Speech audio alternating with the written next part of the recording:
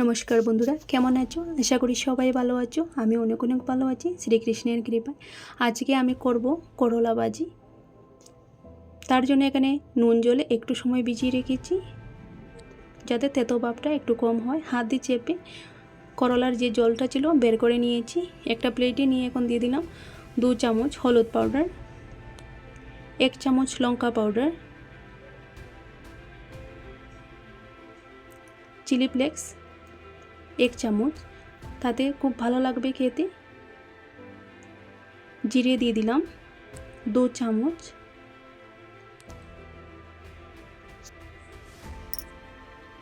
ধনে পাউডার 1 চামচ, স্বাদ অনুযায়ী নুন,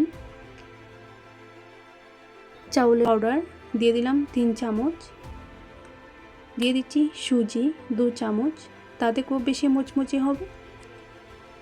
আর এই করলা ভাজিটা সপ্তাহ 10 দিনের মতো স্টোর করে রেখে দিতে পারেন। গড়ে যখন ইচ্ছে ডালের সাথে পরিবেশন করে নিন, তাতে খুব ভালো লাগবে খেতে। দিয়ে দিলাম একটুখানি সর্ষের তেল। সর্ষের তেল দেওয়ার কারণে ফ্লেভারটা খুব বেশি ভালো আসবে। তো সবগুলো মিক্স করা হয়ে গেছে। এখন আবারও দিয়ে দিচ্ছি 1 চামচ চাউলের পাউডার দিয়ে আবারও মিক্স করে নেব। চাউলের পাউডার দিয়ে মিক্স করার পর আমি রেখেছিলাম আধা ঘন্টা পর এদিকে কড়াইটা বসিয়ে দিলাম। তেলটাও গরম হয়ে গেছে, দিয়ে দিলাম করলাগুলো।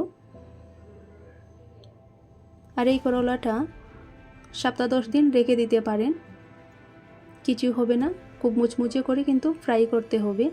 তো আমার করলা ভাজা হয়ে গেছে। তো আজকের এই রেসিপি কেমন লাগলো কমেন্ট করে জানিও। ভালো লাগলে like, comment, share and subscribe করতে ভুলবেন না।